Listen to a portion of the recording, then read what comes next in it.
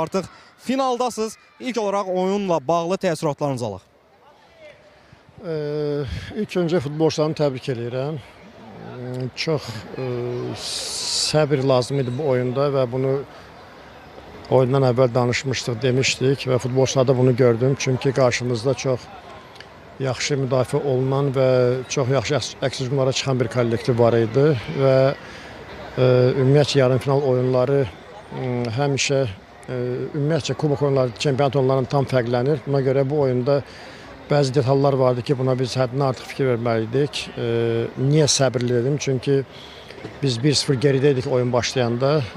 İstər-istəməz biraz oyun gecikdirilməsi, oyunun tempinin aşağı düşməsi, buna biz çox diqqətli olmalıydıq və öz oyunumuzdan çıxmamaq üçün hissəlməli deyildik və bunu futbolçularımda gördüm və şadıq ki, bugün yenə Azərbaycan Kubok finalında iştirak edəcəyik və belə məncə ümumən maraqlı bir oyun oldu və Elmara komandasına uğurlar arzulayıram.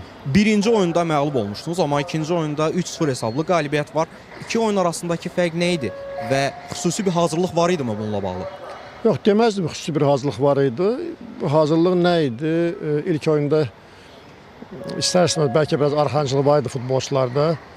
Hesab bərabər idi başlanğıcda, amma ikinci oyunda əvvəl qeyd etdiyim kimi 1-0 gerideydik. Ona görə daha diqqətli olmalıdır və buna baxmayaraq Araz Naxçıvanın çox təhlükəli gol epizodları oldu, çox yaxşı gol epizodları oldu və bu gözlənilən idi ki, biz buna hazırlaşır da əks hücumda bizi tutmasınlar, yaxalamasınlar və belə istər-istəməz onların bacarığı yenə bir neçə epizodda bizi əks hücumda yaxaladılar və belə bu oyuna tam qalib gəlmək üçün meydana çıxmışdı və hazırlaşmışdı və belə sonda qalibiyyət bizim oldu. Qurban müəllim, birinci və ikinci hissəni ayrı-ayrılıqda dəyərləndirə bilərsiniz. Çünki birinci hissədə biz tam sakit və qolsuz oyun izlədik. İkinci hissədə isə 3 qol var idi. Aradakı fərq nə idi?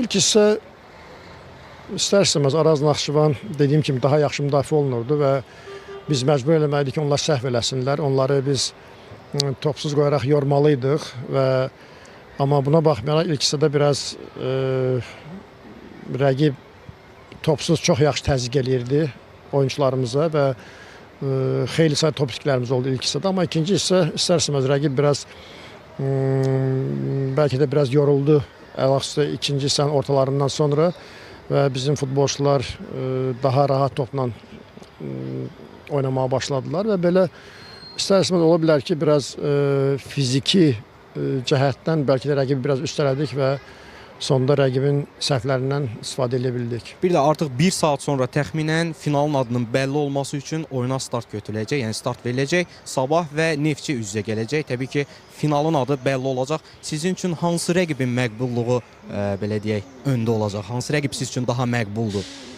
İnanın ki, bu arada düşünmürəm. Çünki hər iki rəqibin özünə xas oyun üslubu var, özünə xas gücü var. Ona görə hər iki komanda ilə oyun finalda bizim üçün maraqlı olacaq və əlaqəsi azarkeşlərimiz üçün və biz bir şeyə hazır olmalıyıq ki, qarşımızda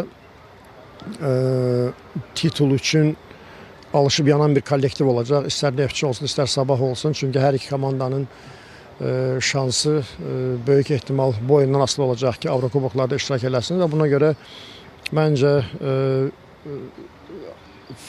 fərqi yoxdur. Bizə hər iki komandadan bizə çox ciddi təzyiq göstərən bir oyun olacaq və bu da məncə azarkeşlər üçün daha maraqlı olacaq. Çox sağ olun. Bir daha təbrik edirik və sizə uğurlar arzu edirik.